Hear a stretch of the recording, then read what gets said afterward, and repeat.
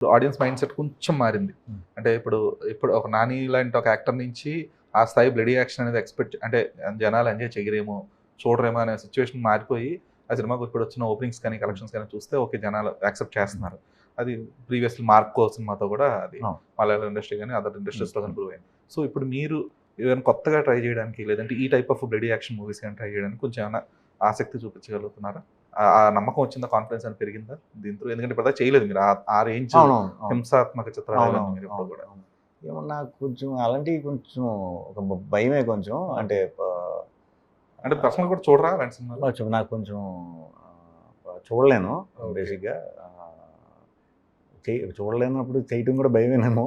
ఏమో అది ఎక్స్‌పీరియన్స్, అది చెప్పలేము. అంటే ఇప్పుడు ఫీమేల్ క్యారెక్టర్ చేసి నేను ముందు ఎప్పుడు చేయలేదు.